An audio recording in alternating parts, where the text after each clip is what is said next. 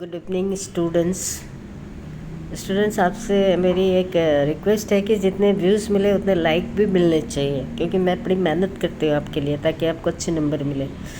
तो और ट्यूशन के आपके पैसे भी बचा देती हूँ, तो मुझे भी लाइक मिलना चाहिए ना। ये PT1 का महर्षि व्यास क्लास 7 का, देखो इसको पढ़ते हैं और एक्सप्लेन करते हैं। महाभारत एक ऐसा काव्य ग्रंथ है जो मनुष्य के जीवन का दर्शन प्रस्तुत करता है। महाभारत जैसे महाकाव्य के रचयिता स्पष्टतः महान ही होंगे। महाभारत के रचयिता का नाम है महर्षि वेद व्यास। इसको अंडरलाइन कर लेना, ये बहुत इंपॉर्टेंट है कि महाभारत के रचयिता का नाम क्या है, यानी लिखने वाले का नाम क्या है। महर्षि वेद व्यास। वेद व्यास का जन्म यमुना नदी के किनारे एक छोटे से गांव में हुआ था। इनके पिता का नाम पराशर तथा माता का नाम सत्यवती था। तो ये बात भी इम्पॉर्टेंट है, इसे भी अंडरलाइन कर लो। महर्षि वेद व्यास का जन्म यमुना नदी के किनारे एक छोटे से गांव में हुआ था। इनके पिता का नाम पराशर तथा माता का नाम सत्यवती था। व्यास का रंग काला था, इसलिए इनका नाम कृष्ण रखा गया, और द्वीप में पैदा होने के कारण इन्हें द्वैपायन कहा गया।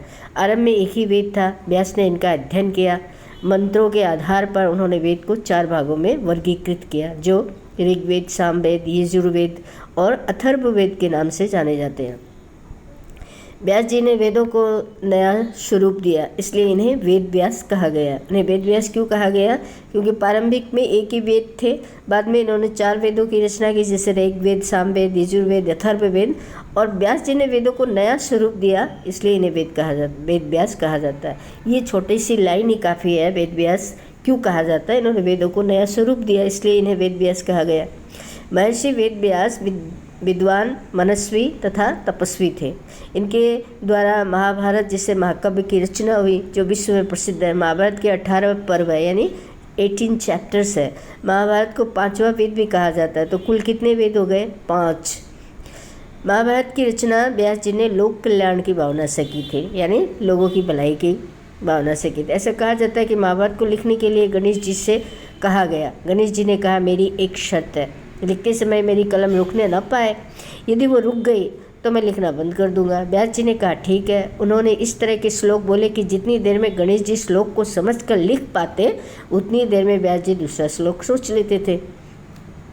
महाभारत एक ऐसा ग्रंथ है जिसके माध्यम से अंधकार रूपी अज्ञान दूर हो सकता है तथा ज्ञान रूपी सूर्य प्रकाशमान हो सकता है। इस ग्रंथ को पढ़ने से सांसारिक व आध्यात्मिक ज्ञान में वृद्धि होती है।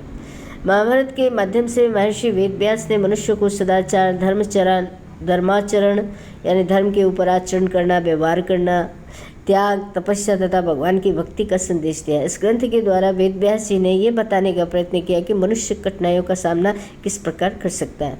महाभारत के इन 1 पर्वों में उन्होंने लिखा, मनुष्य के पास सुख के बाद दुख और दुख के बाद सुख क्रम से ऐसे आते हैं जैसे रथ के चक्के ही की तीली घूमती है। तीली मतलब उसमें जो लाइनें होती है, जो झाड़ू की लाइन जैसे होती है, तीली है ना, इसको आप क्या कहेंगे, रोड्स वगैरह कह सकते हो। महाभारत के शांति पर्व में भीष्म द्वारा युधिष्ठिर को दिया गया उपदेश इस प्रकार है, तुम पुरुषार्थ के लिए प्रयत्नशील रहो। महाभारत के शांति पर्व में भीष्म द्वारा युधिष्ठिर को दिया गया उपदेश इस प्रकार, इसे याद रखना, तुम पुरुषार्थ के लिए प्रयत्नशील रहो। पुरुषार्थ के बिना केवल भाग्य के बल पर राजा उद्देश्यहीन हो जाता है। राजा आवश्यकता अनुसार कठोरता, कोमलता का सहारा ले। तो जिस तरह से टीचर भी कठोरता और कोमलता का सहारा लेता, कभी प्यार करता, कभी पिटाई भी करता है। राजा को अपने स्वार्थ का परित्याग कर देना चाहिए। उसे वही कार्य करना चाहिए जो सभी के लिए हितकारी हो। ये उस समय सभी व्यक्ति वेदों का पाठ नहीं करते थे। धीरे धीरे ऐसे लोगों की संख्या बढ़ती गई। व्यास जी ने विचार किया कि बड़ी संख्या में लोग भारतीय संस्कृति से अनभिज्ञ है, मीन्स अनजान है। वेद व्यास ने पुराणों का संकलन किया, एकत्र किया और सभी के लिए सहज और सरल रूप में पुराणों को लिखने का संकल्प किया। महर्षि व्यास जी ने कई रचनाएं की। महाभारत, 18 पुराण तथा वेदांत दर्शन आदि, ये भी इम्पोर्टेंट है, इसे भी अंडरलाइन कर लेना। 18 पुराणों में व्यास जी ने लिखा है कि परोपकार से पुण्य एवं दूसरों को पीड़ा देने से पाप की प्राप्ति होती है। 18 पुराणेषु व्यवसायस्य वचनद्वयम् परोपकारः पुण्याय पापाय परपीडनम, यानी दूसरों को पीड़ा देने से, कष्ट देने से पाप की प्राप्ति होती है। व्यास जी का जन्म कहाँ हुआ था? आरंभ में कितने वेद थे? आरंभ में एक वेद था, बाद में 4 वेदों की रचना हुई। महाभारत को भी वेद कहा जाता है, इसलिए टोटल 5 वेद हो गए। महाभारत की रचना किसने की? वेद व्यास जी ने की। वेद व्यास का जन्म कहाँ हुआ था? तो वेद व्यास जी का जन्म कहाँ हुआ था?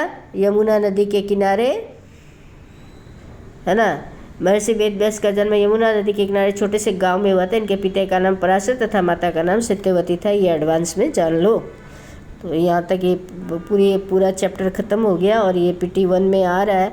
तो उम्मीद है आपको ये प्रश्न, ये मेरा वीडियो, आपको ये मेरी रील, तो रील जो मैं ये इंस्टा में अपलोड करूँगी वो पूरा नहीं आएगा। पूरा वीडियो देखने के लिए आपको मेरे YouTube चैनल में आना ही होगा। तो इससे आप लाभान्वित होंगे और अच्छे नंबर मिलेंगे। उम्मीद है इसके साथ ही मैं आपसे विदा लेती हूँ। Bye, take care and good evening.